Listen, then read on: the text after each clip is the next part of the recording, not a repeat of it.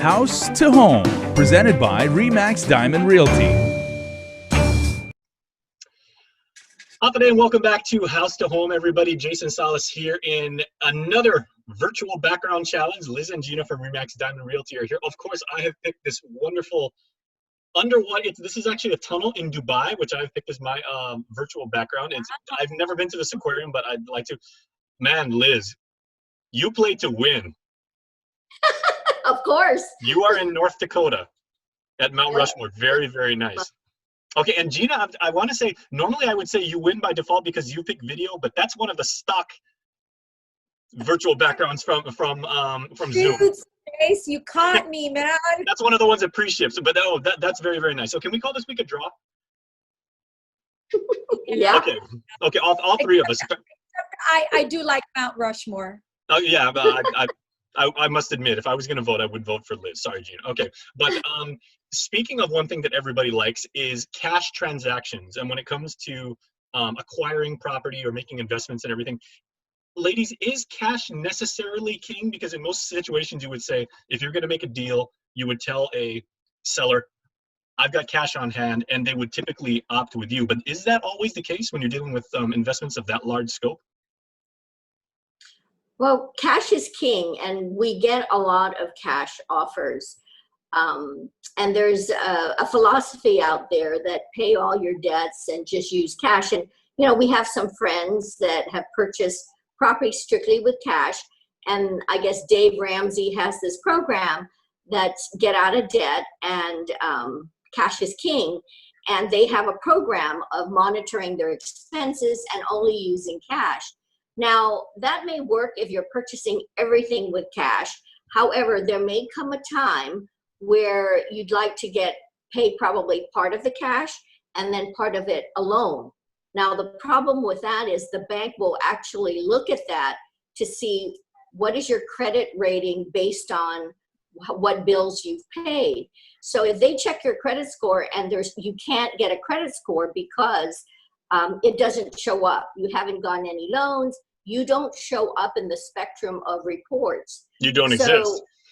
Don't exist. So right. In some of the cases, Gina and I have had clients that are happy because they don't have any debts, but when it comes to applying for the loan, they had difficulties. So they had to create a way to show the bank that, hey, we paid our power bill, we paid our water bill, we paid all. So they had to show a trail of how they've been paying their bills. So Gina and I have both had that experience. And so we had to get creative to figure out, how do we show the bank proof that they're good for it? Gina, what's been your experience when people basically say, okay, I've either come across an inheritance or I've, made a couple deals and everything like that.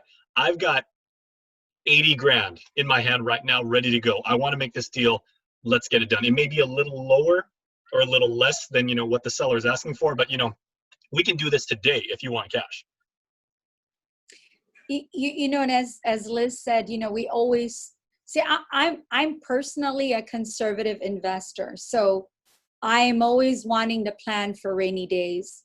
If I had the cash, as Liz said, cash is king, I don't want to use all of it because I'm planning just in case things go south. And you can kind of say right now we're in the midst of that, right? We don't know which direction when we do pull out of this, which it feels we're pulling out, we don't know which direction everything is going to fall at. Yeah. So okay, everybody cross your fingers, yes. There you Thank go. You. Yes. Yeah. All you guys watching on YouTube too, cross your fingers. Do it now. Yes. Do it now. Do it now. But, I want to keep my cash reserves just in case I need it for a rainy day. Mm-hmm. But so I have a tendency to want to go to the bank and borrow what I can, and there's a lot of factors that goes into my decision making. And what you guys were talking about is, that if you don't have credit rating, you don't exist, but it's actually more than that. With a credit score, what the bank is looking at is you're proving your history by showing them that you borrowed money and you consistently over a period of time paid it off. And by having a credit history, you're showing them who you are. as a debt holder. That's what it is. And should you need to actually borrow large amounts of money going forward, say like if you need to get a school loan or you're going to build another house and everything like that, that works in your favor if you have a good credit score.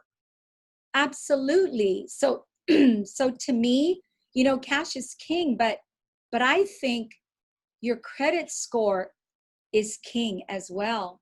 And so it's important to have both. It's important to save so that you have cash to help you buy, especially if you're thinking of continuing your investments, or maybe you've got, you've managed to get into a house, but you want to, you're going to have more kids, or you want to expand. Credit score is king. You need to be mindful of that as well.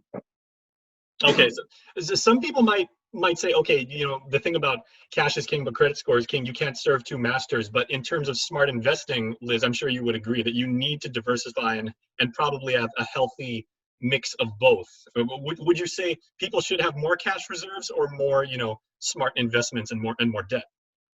I think you should have a good balance because, you have to save for emergencies, and you just never know, like our situation. When we were shut down, if you didn't have cash to hold you over, if you weren't working or you had some issues, there's always a percentage of cash you should have available. So it's a good balance. And, I'd like, as Gina puts it, I'd like to get a bank loan, keep some cash, and then use that to do further investments. So if I could have two houses to buy two homes, one, I get a bank loan and partial cash. I could buy two homes versus one by leveraging the cash and getting a loan.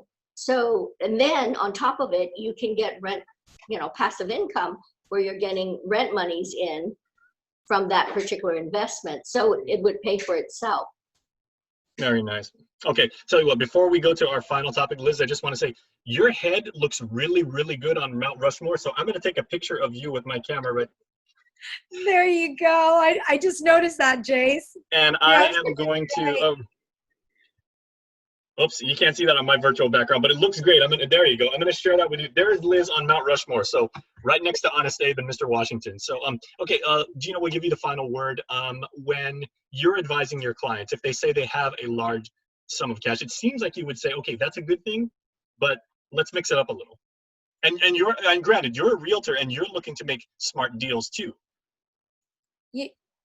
Well, and I have found that with purchasing real estate and with investing, everybody has a personal philosophy.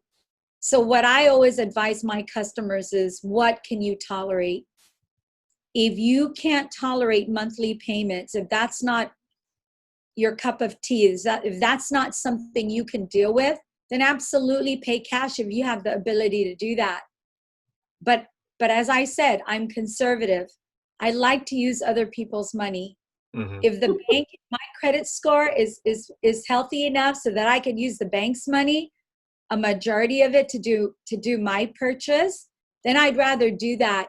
And then I always look at it this way: what can I comfortably pay a month and still go eat out at least once a month? All right, and I think that's my philosophy. If the last 4 months of human history have taught us like anything, it's you always want to have money put away for the unforeseen. So as we close, ladies, let's do one more time. Everybody, fingers crossed, because we are going to get through this, and with smart people like yourselves, we are going to get through this and in very positive ways. So Liz and Gina, thank you as always again, and we'll check you out next week for House to Home and see what we have for our virtual background challenge. Good job, Liz. I'm going to send you that picture of you on Mount Rushmore. All right, bye, ladies. Okay. Bye. Bye, everybody. House to Home, presented by RE/MAX Diamond Realty.